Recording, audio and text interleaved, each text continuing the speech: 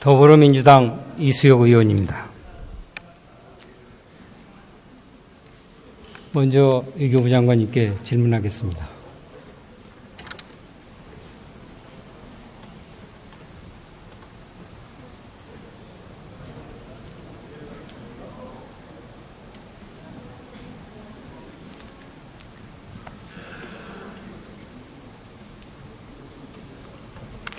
장관님, 박근혜 정부 때 만들어진 한일 위안부 합의에 아주 놀라울 단어가 선택되었었습니다. 불가역적이라는 단어입니다. 다 아시는 바와 같이 불가역적이라는 단어는 육자회담 초기에 제가 미국과 협의하면서 북한의 핵이 불가역적이 되어야 된다. 핵 폐기가 이러한 그 논의 과정에서 출현한 단어였습니다. 물론 미국이 맨 처음 쓰기 시작을 했죠. 굉장히 저는 초기에는 반대를 했었습니다. 그러나 그 목적이 불가역적이 되지 않으면 안 된다 해서 그 목표가 동의를 하게 된 것이죠. 그 단어가 한일 위안부 합의에서 사용되었습니다. 장관님 지금 이 머릿속에 불가역이라는 단어가 다자조약이나 또는 양자조약이나 또는 양국 간의 그 외교적 합의에서 쓰여진 사례가 있다고 생각하십니까? 네, 의원님 말씀대로 이것은 그 문제를 다룰 수 있어 군축 문제에 있어서 그런 어떤 확산을 막는다, 그것을 불가역적으로 막는다 하는 그런 군축 회담에서는 나올 수 있는 표현이지만은 그런 어떤 인권 유린의 문제에 있어서의 그 가해자와 피해자 입장에서 그런 어떤 불가역적인 이런 합의다 하는 것은 저도 처음에 합의 내용을 봤을 때 좀 굉장히 놀라웠습니다. 그래서 이 합의 전체의 그 내용 그리고 그 경과 그리고 어떻게 해서 이러한 단어가 합의 내용에 들어갔는지 등을 포함해서 지금 전반적으로 T-타스크포스가 검토를 하고 있습니다. 화학 용어이죠. 불가역적이라는 건. 저는 이 용어가 그냥 한일 간의 합의에 의해서 쓰여졌다고 생각을 하지 않고 이 단어가 왜 선택되었는가를 굉장히 관심을 가지고 나름대로 추적을 하였습니다. 최근 본의원에게 위안부 합의 협상 과정에 관한 구체적인 제보가 있었습니다. 당시 박근혜 대통령의 비서실장인 이병기 실장이 당신이 국정원장 재직 시에 만든 타스크포스를 지휘하면서 주도했다는 내용입니다. 구체적인 내용은 여기서 밝히지 않겠습니다만 이 과정에서 외교부는 완전히 철저히 배제했다는 것이죠. 도대체 지금 장관님께 생각할 때 이 용어는 어느 정부가 먼저 제안한 것으로 지금 알고 계십니까? 타스크포스의 그 활동에 대해서는 결과가 나올 때까지는 비공개로 한다 하는 원칙으로 하고 있기 때문에 지금은 어떠한 내용을 파악했다 이렇게 말씀드리기는 좀 어렵습니다. 다만 지금 지적해 주신 그 부분에 대해서 그것을 다 포함해서 또 의원님께서 저희와 공유해 줄 수 있는 그런 정보가 있다 하면은 그걸 다 포함해서 검토하는 데 활용할 수가 있겠습니다. 제가 이 문제에 관심을 갖는 것은 대업무를 담당하는 업무는 외교부입니다. 외교부가 철저히 배제된 채 한일 간의 국정원, 비서실장이 지휘하는 국정원의 타스크포스가 협상까지 다 하고 문안까지 다 만들어가지고 최종적으로 외교부에 보내서 이것을 발표하라 하는 지시를 했다는 겁니다.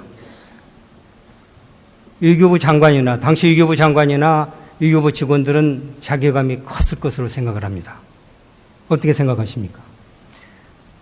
검토 결과를 전반적으로 봐야겠지만은 만약에 그런 상황이었다 그러면은 외교부 장관으로서 그런 상황을 맞았다 그러면은 말씀하신 대로 크게 자괴감을 느꼈을 것 같습니다. 시스템이 일을 해야 되는데 대외 업무를 담당하는 외교부가 완전히 배제된 채 이 중요한 외교 업무를 국정원이 담당해서 했다는 것은 굉장히 중대한 적폐 아닙니까? 다시 한번 말씀드리는데 아직까지는 그 경과의 그 세부 내용에 대해 있어서 그 발표를 드릴 수 있는 상황이 아니기 때문에 전반적으로 좀 검토를 만일 하고 그렇다면 네.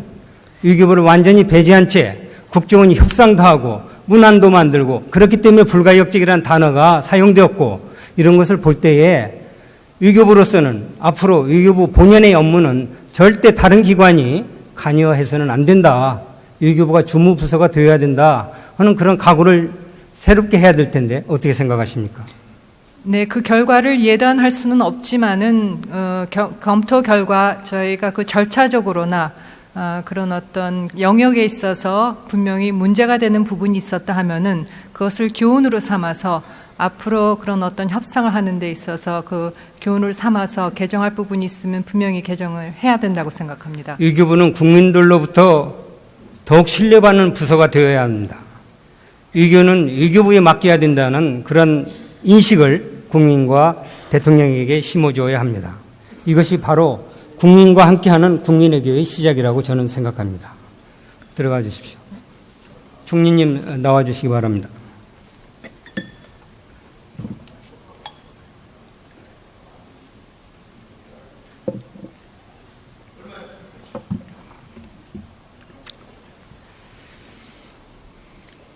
북핵 문제에 관해서 질문하겠습니다.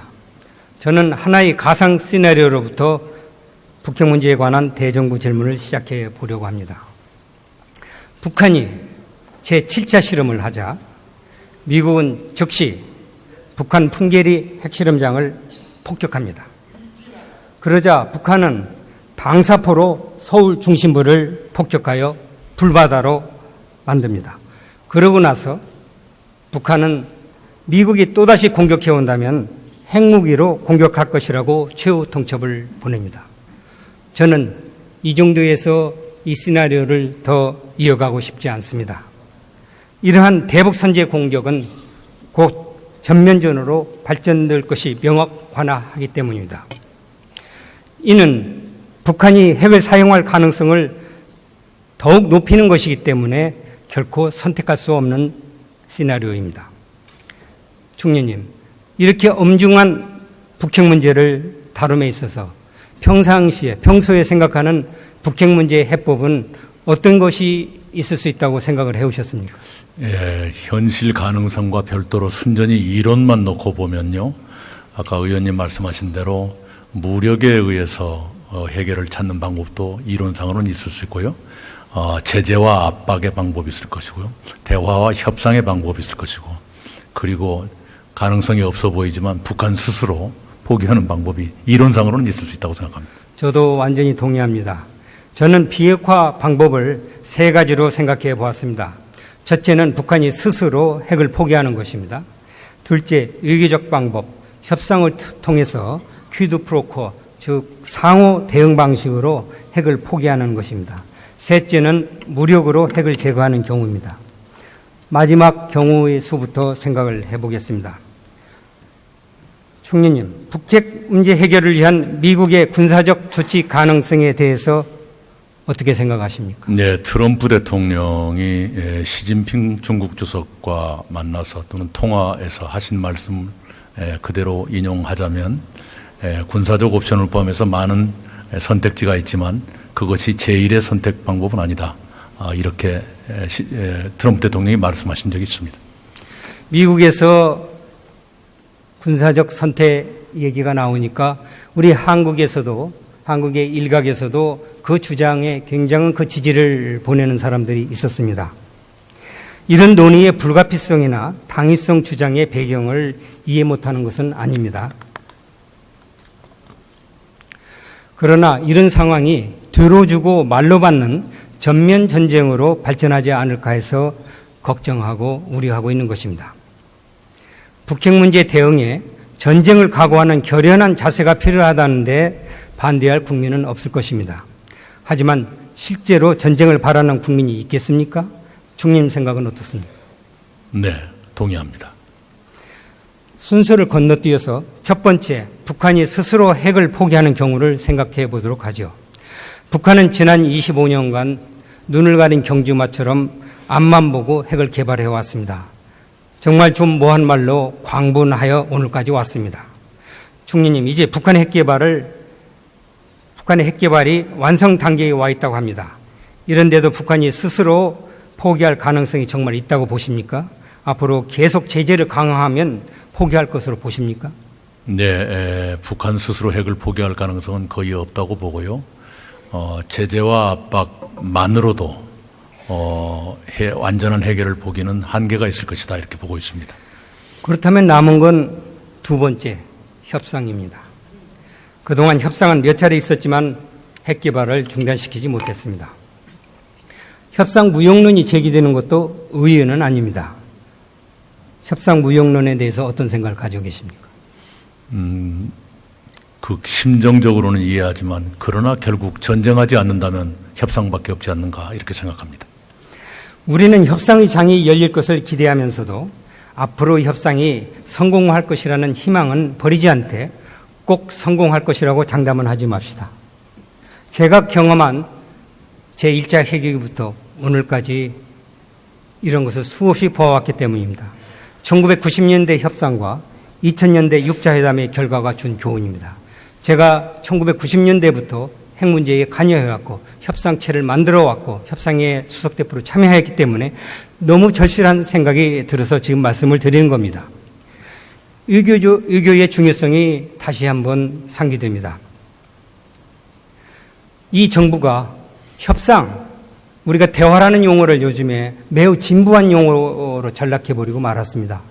아까도 어느 분이 말씀을 하셨지만은 유화책, 협상을 유화책으로 매도가 되고 유화라는 말도 진부해져 버렸고 대화라는 말도 요즘 아주 진부해졌습니다. 일각의 공격 때문에 그렇죠. 대화에 성과가 없다는 이유로 대화를 무시합니다.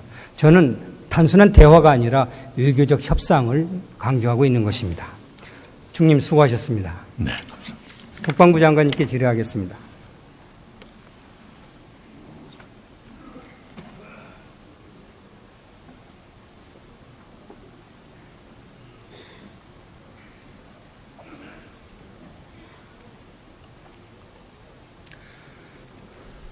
요즘 고생이 좀 많으신 것 같습니다. 전술핵 배치 문제 때문에 고뇌가 깊으시리라고 생각됩니다. 지금 우리 사회에서 전술핵을 재배치해야 한다는 주장이 공공연하게 나오고 있습니다. 장관님은 아직도 전술핵 재배치를 검토하고 계십니까? 검토하고 있지 않습니다.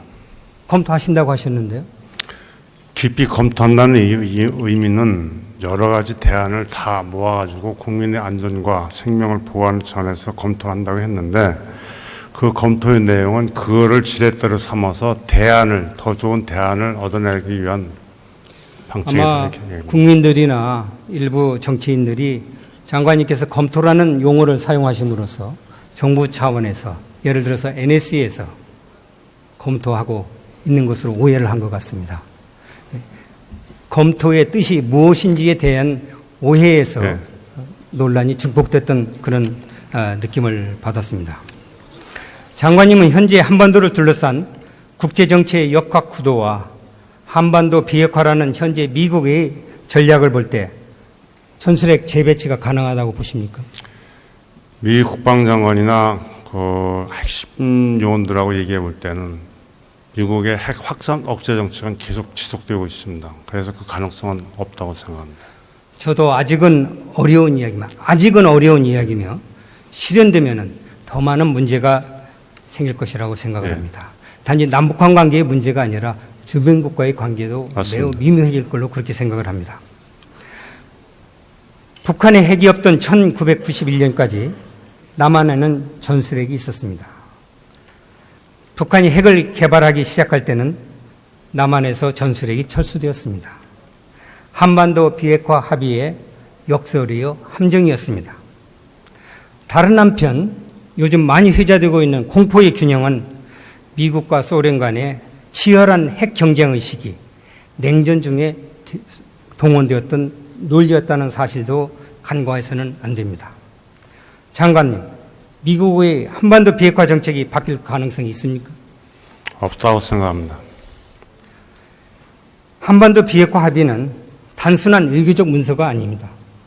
이 합의에는 한반도 비핵화의 도덕적 가능성과 가치가 내재되어 있습니다.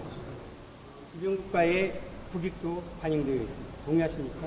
네, 충분히 동의합니다.